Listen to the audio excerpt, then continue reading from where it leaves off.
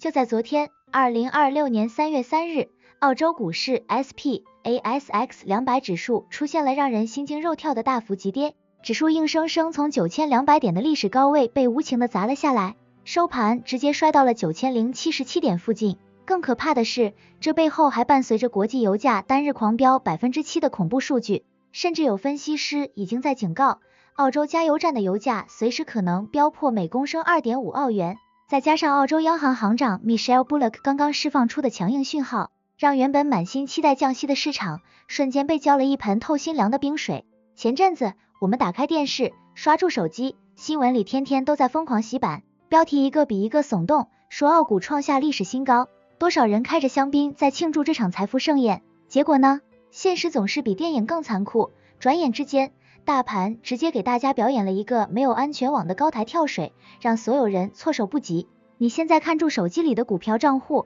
那个绿油油或者红彤彤的下跌数字，那都是你的真金白银在蒸发。看住那些数字跳动，你的心里是不是像悬着一块巨大的花岗岩？那种焦虑是会让人失眠的。已经买了的人，现在每天都在天人交战，看住账面上的亏损，心里反复问自己，天啊，我是不是要赶快割肉逃命？再不走会不会赔光？而那些手里还拿着现金，犹豫住还没进场的人，心里可能在暗爽，觉得还好没冲进去，但同时又很焦虑，这是不是大特价来了？我可以进场抄底了吗？先别急住动手指，真的，把手机放下。这一次的暴跌绝对不是什么普通的技术性回调，澳洲市场的地壳正在发生我们肉眼看不见的剧烈变动。今天这期内容，我会把我这几年真金白银在市场里滚打，以及最近观察到的底层逻辑全部撕开来给你看。我们会把那些复杂的金融术语丢进垃圾桶，只讲人话，一定要看到最后，因为在影片的结尾，我准备了一个超级 bonus 给大家，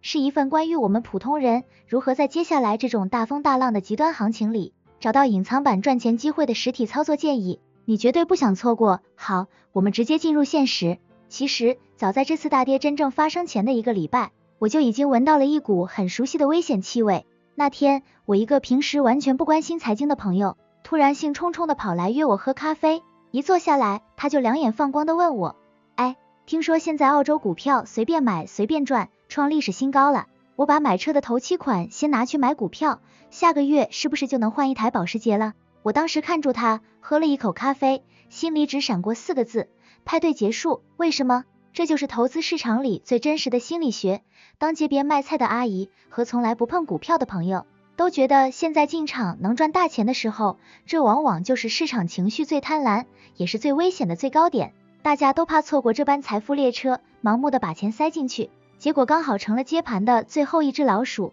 真正引爆这次大跌，让无数投资人从美梦中惊醒的炸药桶，其实是那些我们每天都在抱怨，却可能还没看透背后逻辑的现实压力。我们来聊聊第一个核心，也是最直接的痛点，那就是失控的油价，以及它背后那场冷酷的政治博弈。不要觉得这听起来离你很远，它不是什么遥远的财经新闻。你想想，你最近去加油站的时候，看住油表上那个疯狂跳动，完全没有停下来意思的数字，你的心是不是在滴血？现在的世界很不平静，对吧？地缘政治的冲突，那些国家大佬们在谈判桌上的翻脸与角力，直接导致了全球原油供应的集体恐慌。你要明白，油价一旦飙升，这绝对不是你少开2次车，少去1次超市就能解决的个人问题。油价是整个现代社会运作的血液，一旦血液变贵了，全身都会跟住发炎。你想想看，你每天在 Coles 或 Woolworths 买的那些牛肉、牛奶，甚至是最普通的卫生纸，是怎么来到货架上的？那是靠无数大卡车一趟又一趟烧着昂贵的柴油运过来的。当运费成本像坐火箭一样往上冲的时候，超市老板不会自己吞下这笔账，他们会毫不犹豫的把成本转嫁到你我这些普通消费者身上。这就是最真实的通货膨胀，它像一个隐形的吸血鬼，每天都在偷走你存款的购买力。当通货膨胀因为油价再次抬头，变得一发不可收拾的时候，你觉得澳洲央行 ARB 会怎么做？他们那些坐在办公室里的经济学家看住数据，心里想的可不是怎么让你过得舒服。本来市场上很多人都在做梦，觉得利息已经到顶了，政府很快就要降息，让大家喘口气。结果呢，现在一看物价又要飞天了，降息想都别想。甚至更糟的是，澳洲央行行长已经明确表态，为了压住通膨，他们可能不得不维持高利率更长一段时间。甚至不排除继续加息。这就像是你每个月的房贷本来已经压得你喘不过气了，银行现在却冷冷的跑来跟你说，不好意思，这座大山你要再多背2年哦。企业的处境其实跟你一样艰难，当企业借钱的成本降不下来，利润就被这些高昂的利息和能源成本吃掉了，那他们发布的财报肯定不好看，投资人一看这些公司未来赚不到钱啊，当然吓得赶快抛售手上的股票。这就是这次股市从高点直接摔下来最直接也最真实的原因。这不是意外，这是经济规律对市场狂热的一次暴力修正。但是这还不是最可怕的，油价和通膨虽然让我们痛苦，但它们至少是我们看得到、感受得到的鸣枪。在金融市场的暗处，还有一种更隐秘、更具破坏力的力量在悄悄运作。当我们澳洲本地散户还在犹豫要不要割肉，还在看住新闻欢呼股市新高的时候，那些全球最聪明也最无情的外资热钱，其实已经在悄悄打包行李，准备大规模撤退了。他们为什么要走？这又跟我们最近一直听到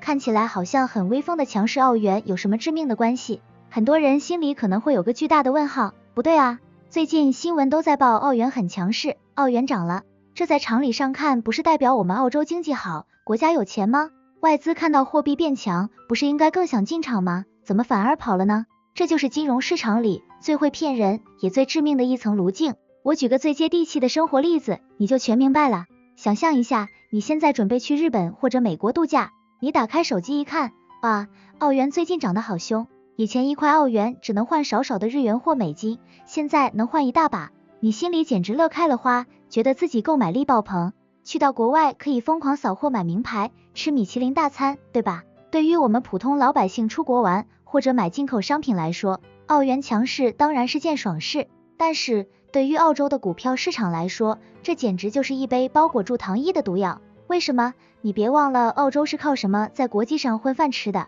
我们是一个巨大的矿场和农场，我们把铁矿石、煤炭、牛肉、红酒卖到全世界，而这些国际贸易绝大多数是用美金来结算的。当澳元特别强势的时候，意味着什么？意味着我们那些在海外辛苦赚回来的美金，换回澳元发工资、交税、算利润的时候变少了。这就像是你开了一家网店，专门把澳洲特产卖到美国，本来一件商品卖100美金，你能换回150澳元，扣掉成本你还能赚50块。现在澳元暴涨，这100美金只能换回110澳元了，你的利润瞬间被吃得一钱二净，甚至还要亏本。澳洲股市里市值最大的都是些什么公司？必和必拓、力拓这些超级矿企巨头。当强势澳元把他们的利润空间疯狂压缩的时候，他们下一季度的财报能好看吗？那些掌控住几十亿、上百亿资金的华尔街大佬、跨国基金经理，他们可不是傻子，他们每天有几百个分析师在算这些账，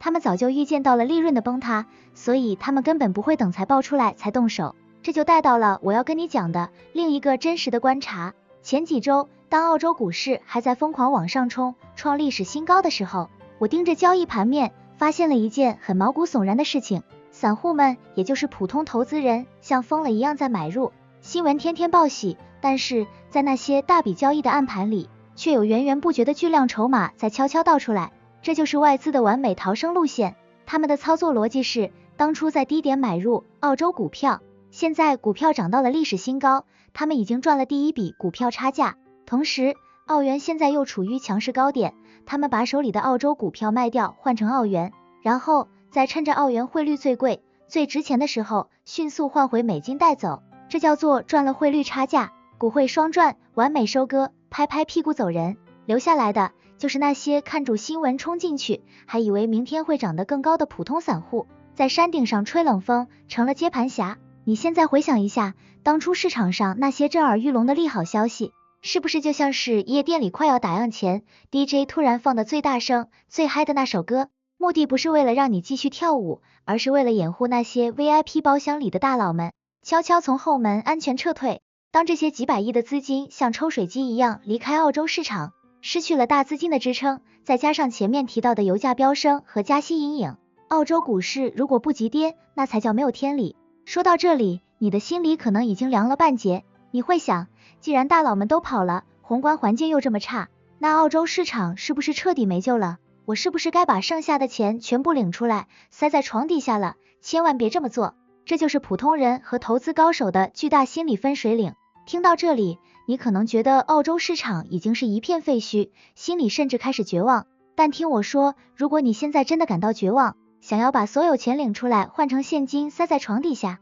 那你就真的掉进了资本设计的陷阱。记住我这句话，风险是给没准备的人，而机会永远是给看懂局的人。澳洲市场现在确实在变天，但变天不代表世界末日，它代表的是旧的赚钱逻辑正在失效，而新的财富门票正在悄悄派发。这就是普通人和投资高手之间最巨大也最残酷的心理分水岭。普通人看到大跌，感受到的是恐惧，第一反应是逃避，但在真正的高手眼里，每一次的暴跌，每一次让大众崩溃的市场大洗牌，其实都是一次千载难逢的财富重新分配的机会。你想想看，历史上哪一次真正的暴富机会是在风平浪静，大家都觉得很安全的时候出现的？没有，所有的机会都精准地葬在那些血淋淋的恐慌里。我们换个维度来看看澳洲现在的政治大格局。全球现在都在搞去全球化，每个国家都想把关键资源握在自己手里。澳洲政府现在心里其实比你还急，他们很清楚，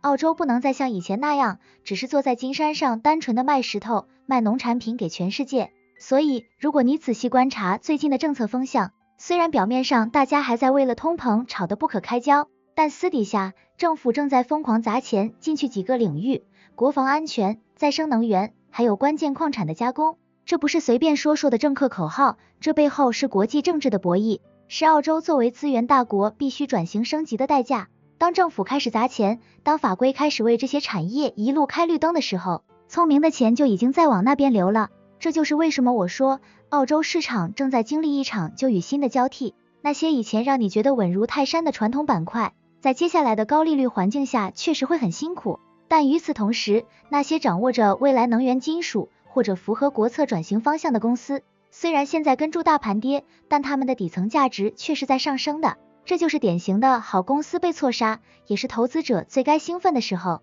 你要做的不是跟住群众一起尖叫奔逃，而是要像一个冷静的猎人，在烟雾缭绕中寻找那些真正有价值的目标。现在不是玩全雷达赌博的时候，现在是玩防守反击的黄金期，手里留着现金，因为真正的底层机会往往就在大家最不敢看的时候悄悄降临。接下来我就要来跟你们聊聊最核心的实战建议。在这种外资撤退、油价高企的烂摊子里，我们普通人具体该如何布局？更重要的是，我答应过你们的那个超级 bonus 到底是什么？准备好你的笔记本，我们马上进入最前货的策略部分。说了这么多，你现在最想知道的可能就是接下来到底该怎么办？我给你看一下我的私房实战笔记。现在的澳洲市场短期内的阵痛绝对是不可避免的，你必须要有心理准备。股市在经历了昨天的这种急跌后，通常还会有一个反复震荡，甚至是二次探底的过程。这个过程就像是暴雨后的清理期，市场要彻底把那些最后的恐慌盘，